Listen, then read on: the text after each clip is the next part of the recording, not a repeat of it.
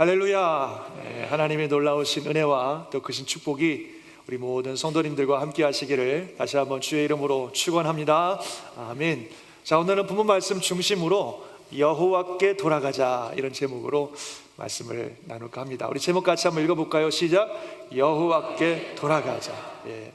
오늘은 야곱의 이야기가 이어지고 있습니다만, 이 야곱의 이야기를과 또 야곱의 후손들인 이스라엘 백성들의 이야기, 그리고 영적 이스라엘이라고 말할 수 있는 우리들의 이야기가 이렇게 하나로 연결이 되어 있습니다. 그래서 야곱의 이야기, 이스라엘 백성들의 이야기, 그리고 우리의 이야기를 쫙 번갈아가면서 이렇게 말씀을 드릴 텐데 잘 들으시고 또 은혜가 되고 또 축복이 되시기를 바랍니다. 야곱이 라반의 집에서 오랫동안 종과 같은 노예 생활을 하다가 드디어 20년 만에 고향으로 돌아가게 되었습니다. 사실 처음에 야곱이 라반의 집에 왔을 때 이 라반, 외삼촌 라반과 그의 집은 야곱에게 있어서 피난처와 같은 곳이었습니다. 형 에서의 위협 때문에 집에 있을 수가 없어서 집에서 도망치듯이 나온 야곱이 하란이라고 하는 한 번도 가보지 않은 땅에 갔을 때 그 땅에 있었던 유일한 피부치 외삼촌 라반, 자기를 정말 환대해 주었던 라반, 정말 어렵고 힘든 그 순간에 야곱의 유일한 피난처가 되었던 곳이 바로 라반의 집이고 외삼촌 라반이었습니다.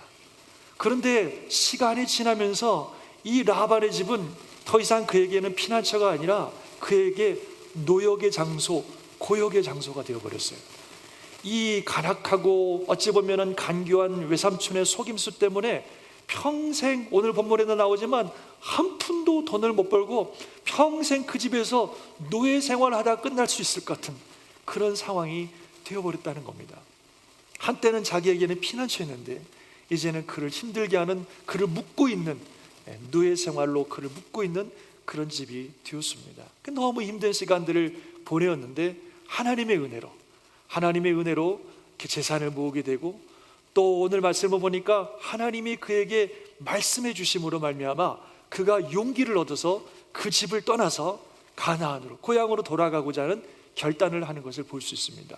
오늘 말씀을 보면 하나님이 야곱에게 이런 말씀을 하십니다. 라반이 네게 행한 모든 것을 내가 보았노라. 나는 베델의 하나님이다. 내가 거기서 기둥에 기름을 부었고 거기서 내게 서원했으니 지금 일어나 이곳을 떠나서 내 출생지로 돌아가라. 하나님께서 이렇게 그에게 말씀해 주셨습니다. 그래서 이 야곱이 용기를 얻고 이제 떠나야 되겠다, 내 고향으로, 내가 원래 살았던 가나안 땅으로 돌아가야 되겠다라고 하는 마음의 결단을 하고 그 생각들을 자기 가족들과 나누고 가족과 함께 고향을 향해 떠났습니다. 외삼촌 라반이 곱게 보내줄 리가 없기 때문에 외삼촌 라반에게는 알리지 않고, 외삼촌 라반이 양털을 깎을 때, 즉 집안일로 바쁠 때 몰래 얘기도 안 하고 가족들과 재산을 이끌고 떠났다고 하는 것입니다. 그래서 야곱은 고향을 향하여, 자기가 떠나왔던 가나안을 향하여 돌아가는 발걸음을 내디디게 됩니다. 이런 야곱의 삶을 보면요, 먼 훗날 이스라엘 백성, 그들은 야곱의 후손들인데 그 이스라엘 백성들이 애굽에서 탈출하는 것과 같은 모습, 바로 그것을 먼저 보는 것 같습니다. 이스라엘 백성도요, 처음 애굽으로 갔을 때는 애굽은 그들에게 피난처였습니다. 온 세상이 가뭄이 들어서 먹을 것이 없었을 때에 유일하게 먹을 것이 있었던 곳이 애굽이었고, 더군다나 거기에는 요셉이 통치를 하고 있었기 때문에 이 야곱과 그의 가족들에게 애굽은 그들이 그 어려움 가운데 그래도 살아남을 수 있는 유일한 피난처였습니다. 그래서 온 가족이 그리로 내려갔어요. 그런데 시간이 지나면서 이들의 삶이 노예로 전락이 되어버렸습니다. 자그마치 400여 년 동안 지긋지긋한 노예 생활을 애굽에서 했다는 거죠. 어떻게든 거기서 빠져나오고 싶었겠지만 그 강력하고 간악한 바로와 애굽의 세력에서 자기들의 힘으로는 도저히 빠져나올 수가 없었습니다. 그래서 노예 생활 속에서 신음하고 어쩌면 평생 그렇게 노예로 살 수밖에 없는 그런 상황이었다는 거죠. 그런데 하나님이 그 이스라엘 백성들의 신음소리를 들으셨다 그럽니다. 오늘 보니까 라반이 내게 행한 것을 보았다 그런 것처럼 하나님께서 이스라엘 백성들의 그 신음소리와 그리고 애굽이 이스라엘 백성에 행하는 그 악한 일들을 다 보고 계셨습니다. 그래서 하나님께서 그들을 거기서부터 구원해 주시는 거예요. 더군다나 그런 구원해 주시는 것은 여기 나온 것처럼 하나님이 이미 약속하신 거예요. 야곱과 그의 가족들이 애굽으로 내려갈 때 하나님 약속하시기를 나는 하나님이라 네 아버지의 하나님이니 애굽으로 내려가기를 두려워하지 말라. 내가 거기서 너로 큰 민족을 이루게 하리라. 내가 너와 함께 애굽으로 내려가겠고 반드시 너를 인도하여 다시 올라올 것이다. 하나님이 이렇게 약속해 주셨습니다. 그래서 야곱의 가족들은 그 말을 믿고 애굽까지 갔던 거거든요. 근데 오늘 이 야곱이 개인적으로 만났던 하나님도 사실은 똑같은 약속을 하셨었습니다. 우리 28장에 보면 이런 약속이 있는데 한번 보여주시겠어요? 같이 한번 읽어볼까요? 시작. 나는 여호와니 너의 조부 아브라함의 하나님이요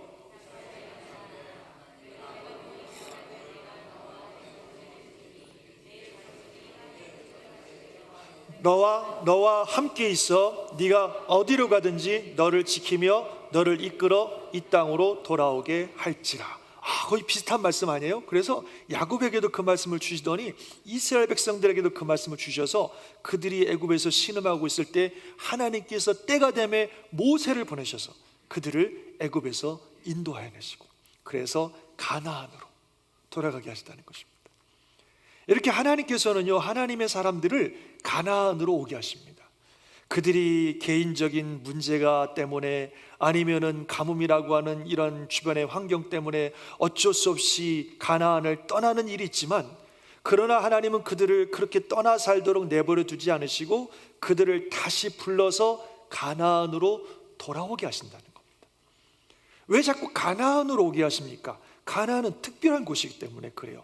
거기는 하나님의 약속의 땅이고 하나님을 예배하는 예배의 자리고 하나님의 나라를 이루어가는 하나님의 뜻이 이루어지는 하나님이 함께 하시는 신앙의 자리이기 때문에 이들이 개인적인 죄든 아니면 나라적인 문제든 여러 가지로 잠시 그것을 떠날 수도 있지만 하나님께서는 그들을 다시 이 예배의 자리로, 신앙의 자리로, 하나님과 함께하는 약속의 자리로 돌아오기를 원하시고 그들을 이끌어 주신다는 거죠.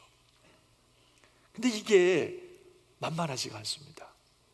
이들을 붙들고 있는, 어찌 보면 영적으로 볼 때 이 악의 세력이 너무나 강력해서 절대로 이들을 놔주지 않으려고 하기 때문에 이게 쉽지 않아요. 야곱도 라반의 집에 있을 때 정말 집안의 어떤 재산을 이루고 가정을 이루어서 나오고 싶었지만 우리가 아시는 것처럼 라반은 한 푼도 주지 않으려고 그랬어요. 그래서 그냥 한 푼도 못 벌고 평생 거기서 노예로 살 수밖에 없었습니다. 이스라엘 백성들이 애굽에 있을 때도 애굽의 왕은 절대로 이들을 내보내지 않으려고 그랬어요.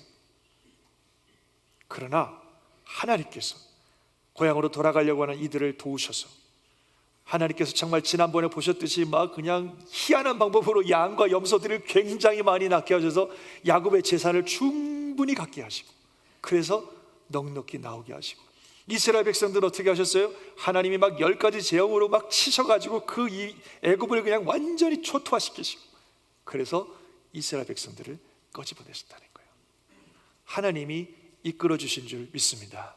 하나님께서 이들을, 하나님의 사람들을 가나안으로, 하나님의 땅으로 돌아가게 하시는 거예요. 그런데 이들이 하나님의 은혜 가운데 구원받고 그래서 거기서 나와서 간다고 할지라도 사탄은, 악의 세력은 여전히 포기하지 않습니다. 오늘도 본문에 보니까 야곱이 가족들을 끌고 이렇게 가니까 3일 만에 삼촌 라반이 그 소식을 듣고 자기 형제들을 이끌고 자그마치 7일 동안을 추격해갖고 야곱을 따라잡았어요.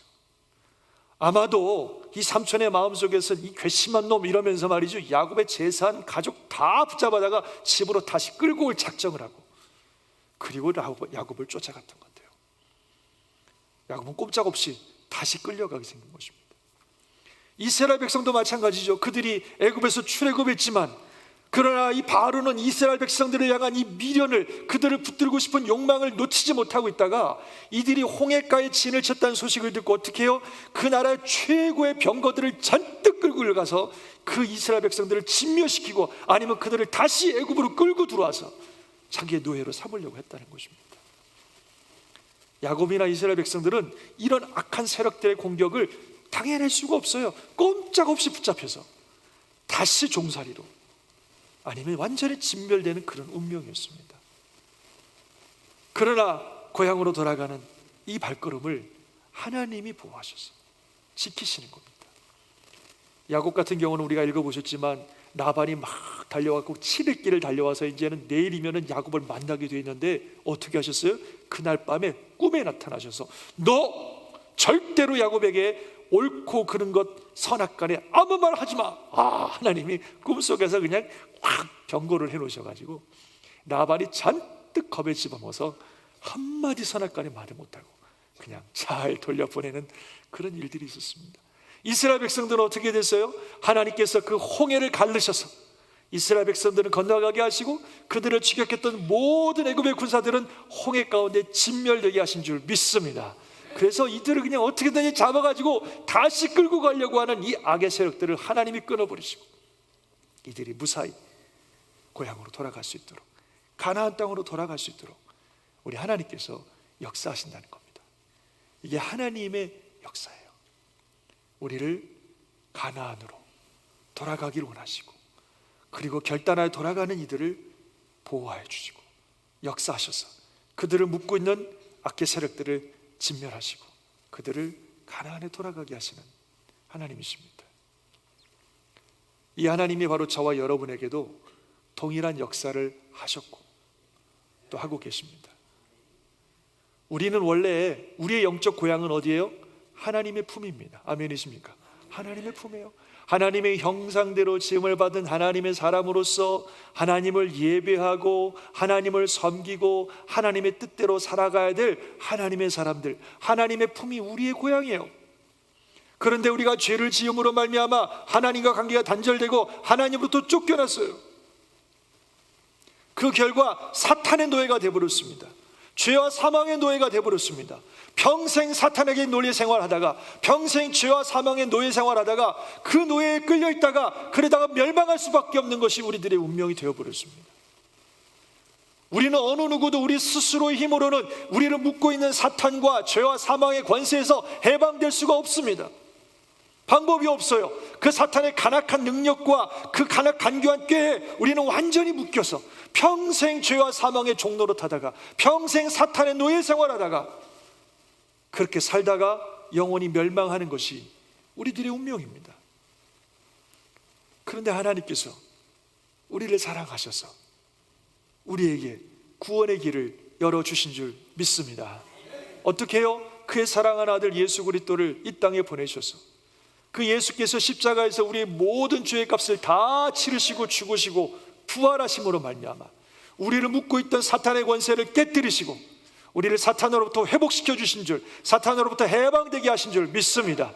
그래서 그 예수 그리스도의 은혜로 말미암아 죄와 사망의 권세, 사탄의 권세로부터 해방되어 하나님의 자녀로서 하나님을 바라보며 하나님의 품으로 돌아가는 이런 은혜를 주셨다는 거예요.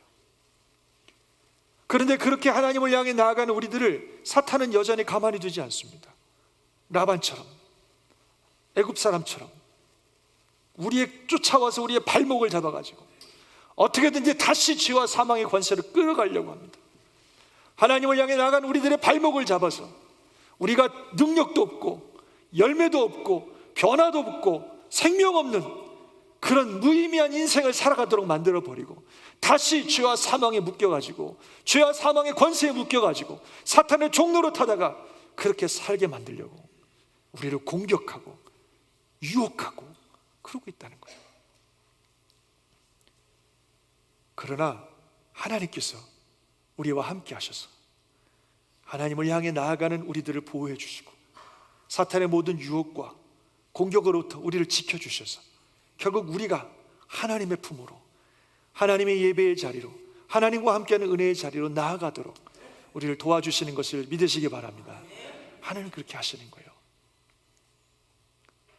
중요한 거는요, 우리가 결단해야 된다는 것입니다. 이게 중요해요. 우리가 결단해야 된다는 겁니다. 내가 하나님께로 돌아가야 되겠다. 내가 여호와께로 돌아가야 되겠다. 지금 이 자리는 내가 있을 자리가 아니라 나는 하나님께로, 여호와께로, 가나안으로, 예배의 자리로, 은혜의 자리로, 신앙의 자리로 돌아가야 되겠다. 결단해야 된다는 거예요. 야곱이 라반의 집에 있으면서 하나님의 말씀을 듣고, 하나님께서 뭐라고 말씀하셔서 다시 한번 보여주시겠어요? 그 다음 구절, 나는 베델의 하나님이라. 네가 거기서, 바로 그 베델에서 기둥에 기름을 붓고 거기서 내게 약속하지 않았느냐? 지금 일어나 이곳을 떠나서 너의 출생지로 돌아가라 하시는 이 하나님의 말씀을 듣고 야곱이 결단했어요. 그렇지, 여기는 내가 있을 곳이 아니지, 내가 하나님을 만났던 그곳으로 돌아가야지. 그리고 그가 결단하고 일어섰을 때 하나님께서 그를 도우셔서 라반의 집에서 또 나오게 하시고, 그를 붙잡으려고 하는 라반의 세력들을 하나님께서 제거하시고 돌아가게 하셨다는 거예요. 그리고 야곱은 이제 앞으로 말씀드리겠지만 에서라고 하는 큰 벽이 있었지만, 그가 하나님께 기도하면서 고향으로 돌아가려고 했을 때에 그 문제도 하나님이 다 해결해 주시고, 그래서 결국 가나안으로 돌아가게 하셨다는 겁니다. 결단이 필요해요. 나는 하나님께로 돌아가야 되겠다, 여호와께로 돌아가야 되겠다, 신앙의 자리로, 예배의 자리로, 주님을 만났던 그 자리로 돌아가야 되겠다고 하는 결단이 필요해요. 이스라엘 백성들은 그렇지 않았어요. 하나님께서 능력으로 그들을 애굽에서부터 출애굽시켜 주셔서 몸은 나왔는데 마음은 나오지 않았어요. 여전히 그들의 마음은 애굽에 향해 있었어요. 그 틈만 나면 애굽으로 가겠다는 거예요. 조금만 불편하면 애굽으로 돌아가겠다는 거예요. 자기들 원하는 게 조금만 이루어지지 않으면 애굽으로 돌아가겠다는 거예요. 몸은 나왔는지 모르지만 마음은 여전히 애굽을 향해 있어요.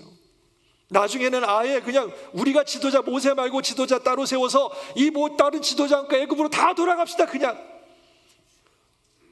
그러고 나온다는 거죠. 결국 어떻게 됐습니까? 그들의 마음이 가나안으로 향했던 유일한 두 사람, 하나님의 마음을 받아서 우리는 가나안으로 가야 되겠다고 결단한 두 사람, 여호수아와 갈렙을 제외하고 남은 모든 사람들은 다 광야에서 죽고 아무도 가나안으로 돌아가지 못했습니다. 결단해야 돼요. 돌아가야 되겠다, 그곳으로 가야 되겠다라는 결단이 필요합니다. 우리의 신앙도 마찬가지입니다. 하나님의 모든 것을 은혜로 주시지만 결단이 필요합니다. 예수께서 이 땅에 오셔서 우리 모든 인류의 죄를 대신해서 십자가에 죽으심으로 모든 인류의 죄값을 해결해 주셨지만, 그렇다고 저절로 우리가 다 구원받는 건 아니에요. 결단해야 돼요. 나는 죄와 사망의 권세, 사탄의 권세에 묶여 살고 싶지 않습니다. 내게 영적 생명을 주시고 하나님께로 돌아가고 싶습니다. 하나님의 은혜 안에 머물고 싶습니다. 오 주여, 내 힘으로는 이 죄와 사망의 권세에서 해방될 수가 없고 내 힘으로는 구원받을 수 없고 나는 그럴 만한 자격이 없는 자이니 주님 나를 도와주세요. 나도 주님 품으로 돌아가고 싶습니다. 나를 도와주세요. 이렇게 마음에 결단하고 주님을 붙잡는 자만이 그 주의 은혜가 임하셔서 그를 사단의 권세로부터 해방시켜 주시고 하나님의 자녀가 되어서 영원한 생명을 누리고 우리의 영적 고향인 하나님의 품으로 돌아가게 하시는 것을 믿으시기 바랍니다. 결단해야 돼요. 또 신앙생활 하면서도 말씀드린 것처럼 사탄을 우리를 계속 묶어요. 옛날에 그 죄, 그것으로 끌고 가려고 한단 말이죠. 결단해야 됩니다. 하나님, 나 절대로 옛날 삶으로 돌아갈 수 없습니다. 나는 진짜 거룩한 하나님의 사람으로 살고 싶습니다. 이제 하나님의 자녀로 살길 원합니다. 옛날에 그 죄와 사망에 묶여있던 삶으로 돌아가고 싶지 않습니다. 이 유혹을 내가 이길 수가 없으니 하나님 나 도와주세요. 지켜주세요. 마음에 다짐을 하고 내가 가야 할 곳은 옛날 자리가 아니라 이제 하나님을 예배하는 자리인 것을 분명히 알고 마음으로 거기에 마음을 두고 그곳을 향하고 기도해야 하나님이 도우셔서 우리를 묶고 다시 죄로 끌고 가려고 하는 사단의 권세를 깨트려 버리시고 우리를 하나님의 은혜의 자리로, 그 가나안으로 인도하시는 것을 믿으시기 바랍니다. 결단이 필요합니다. 제가 참 조심스럽게 이 말씀을 드립니다. 우리가 신앙생활을 이렇게 하다가 2019년 코로나라고 하는 어마어마한 상황을 만났습니다. 한 번도 경험해보지 못한 너무너무 힘든 시간들. 그래서 이게 너무 심각해져 가지고 이제는 함께 모여서 예배 드릴 수도 없고, 그래서 너무 어려웠을 때는 교회도 할 수 없이 문을 닫아야만 했습니다. 예배를 드릴 수가 없고 신앙생활을 이어갈 수가 없는 정말 큰 어려움이 되었습니다. 그때 우리의 유일한 피난처, 그럼에도 불구하고 예배드리고 신앙생활을 할 수 있는 유일한 피난처가 영상이었어요. 유튜브 영상을 통해서, 실시간 영상을 통해서 그래도 예배를 드릴 수 있었고, 그래도 신앙을 유지할 수 있었습니다. 정말 코로나라고 하는 이런 어마어마한 환경 속에서 우리가 붙잡을 수 있는, 그래도 우리가 예배드리고 신앙생활을 할 수 있는 유일한 피난처가 영상이었어요. 그래서 영상을 통해서 예배를 드리기 시작했습니다. 근데 이게 시간이 1년, 2년 지나오다 보니까 이제는 저 영상이 더 이상 우리의 피난처가 아니라 하나님께 나오지 못하게 우리를 붙드는 세력이 되어버렸다는 생각이 들어요. 어느덧 편안하고 편리한 신앙생활을 맛보면서 그 편안함과 편리함에 익숙해져 버려가지고 이제는 그 편안함과 편리함에서 나오지 못하고 그냥 그 안에 머물러 버리는, 그래서 우리의 마음도 어느덧 하나님이 아니라 세상을 향하여 점점점 흘러가 버리는 그런 상황이 된 것은 아닌가, 저는 조심스럽게 그렇게 생각합니다. 물론 피치 못할 사정으로 교회에 나올 수 없는 분들도 있습니다. 많이 있겠죠. 그런 분들을, 그런 상황을 말씀드리는 것이 아닙니다. 그렇지 않다면 하나님께로 돌아와야 됩니다. 예배의 자리로 돌아오셔야 됩니다. 여러분 자신뿐만 아니라 여러분의 자녀들을 데리고 교회로, 예배의 자리로 돌아와야 됩니다. 편안함과 편리함은 결코 우리의 신앙을 바로 인도할 수가 없습니다. 여러분, 신앙생활은 절대로 편안하고 편리하게 하는 게 아닙니다. 왜냐하면 이 세상이 하나님의 뜻과는 반대로 흘러가고 있기 때문에 그래요. 어제 토요일 새벽에도 말씀드린 내용입니다만, 이 세상의 흐름이 우리는 부인할 수 없잖아요. 이 세상의 흐름이 하나님의 뜻과는 반대로 흘러가고 있어요. 하나님의 뜻을 역행하며 살아가고 있어요, 사람들이. 이런 세상의 흐름 속에 우리가 살아가면서 어떻게 우리가 편안하고 편리하게 신앙생활을 할 수 있겠습니까? 마치 막 흘러가는 그 시냇가, 아니면 막 흘러가는 냇물 그 강가에서 어떤 목적을 향해서 저기까지 가야 되겠다고 힘겹게 노를 저으면서 가는 배와 같은 것이 우리의 신앙생활이지, 가만히 있으면 저절로 되는 게 신앙생활이 아닙니다. 시대가 그렇지 않기 때문에 그래요. 무섭게 하나님의 뜻을 반대하는 방향으로 이 시대가 흘러가고 있기 때문에 이 시대 속에서 우리가 신앙생활을 하려면 내가 가야 될 목적이 무엇인지, 내가 이루어야 될 목적이 무엇인지, 내가 있어야 될 장소가 어딘지를 정확하게 알고 그곳을 향하여 힘겹게 하루하루 열심히 노를 저은 심정으로 결단하고 나아가야 우리가 신앙생활을 하는 것이지, 그냥 편안하게 흘러가는 시대 속에서 같이 흘러가 버리면 어디로 갈지 몰라요. 어디로 갈지 몰라요. 우리의 목적이 분명해야 됩니다. 내가 있어야 될 곳이 어딘가가 분명해야 됩니다. 그리고 그것을 이루기 위해서 어찌 보면 힘겨운 노젓기를 해야 되는 거예요. 그래야 신앙을 지킬 수 있고, 그래야 하나님의 사람으로 살아갈 수 있습니다. 그래서 예배의 자리로, 신앙의 자리로 돌아와야 됩니다. 여러분의 자리가 지금 어디에 있습니까? 이건 뭐 육신적인 것들만 말씀드리는 게 아니에요. 여러분 영적인 자리가 지금 어디에 있습니까? 여러분의 마음이 지금 어디에 있습니까? 이 코로나라고 하는 상황을 지나면서 어느덧 하나님으로부터 멀어져 있진 않습니까? 돌아오셔야 됩니다. 하나님께로, 여호와께로, 예배의 자리로, 신앙의 자리로 돌아오셔야 됩니다. 여기가 우리가 살 길이고, 여기에 생명이 있고, 여기에 능력이 있습니다. 하나님을 믿는 백성이면서도 심각한 우상 숭배와 죄악으로 하나님으로부터 멀어져간 이스라엘 백성들을 향하여 호세아 선지자는 안타깝게 이렇게 외칩니다. 한번 같이 읽어봅시다. 시작. 오라, 우리가 여호와께로 돌아가자. 여호와께서 우리를 찢으셨으나 도로 낫게 하실 것이요 우리를 치셨으나 싸매어 주실 것임이니라. 그러므로 우리가 여호와를 알자.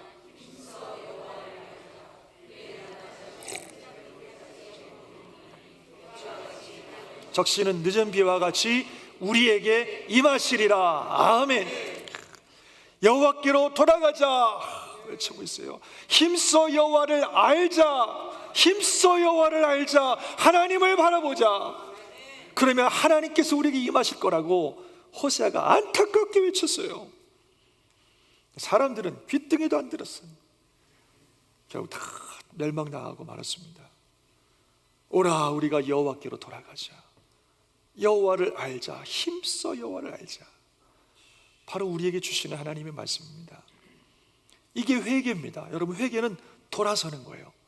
내가 살던 삶의 방향을 그대로 살면서 이것 좀 잘못하고 저것 좀 마음의 양심에 걸리니까 이거 잘못했어요, 저거 잘못했어요 말하는 게 회개가 아니라 근본적으로 내 인생의 방향을 바꾸는 거예요. 세상을 향했던, 하나님을 멀어졌던 내 인생의 방향을 멈추고 돌아서서 다시 하나님께로 향하는 것, 이게 회개예요. 회개해야 됩니다. 하나님께로 돌아서야 됩니다. 더 이상 하나님으로부터 멀어져서는 안 됩니다. 그럴 때 하나님의 은혜가 우리에게 임하시고 하나님의 역사와 하나님의 축복이 우리와 함께 하실 줄 믿으시기 바랍니다. 사랑하는 성도 여러분, 여호와께 돌아갑시다. 예배의 자리, 은혜의 자리, 신앙의 자리, 여기가 우리가 있어야 될 곳입니다. 거기가 축복의 자리고, 거기가 생명의 자리고, 거기가 은혜의 자리고, 거기가 나와 내 후손들이 살아갈 수 있는 축복의 자리입니다. 어떤 환경과 상황 때문이든 우리가 멀어졌다면 돌아서면 됩니다. 돌아서면 하나님은 은혜로 다 받아주세요. 모든 것을 주실 준비를 하고 계십니다. 문제는 우리가 돌아서야 됩니다. 결단해야 됩니다. 이제 나는 하나님을 향할 것이고, 내가 있어야 할 곳은 바로 예배하는 곳, 하나님을 예배하고 하나님의 뜻을 이루고 하나님과 함께하는 영적 가나안의 자리, 거기가 내가 있어야 할 곳이라고 하는 생각을 하시고 믿음으로 결단하여 돌아서시고 하나님의 도우심과 은혜 가운데 놀라운 축복의 삶이 되시기를 주님의 이름으로 축원합니다. 기도하겠습니다.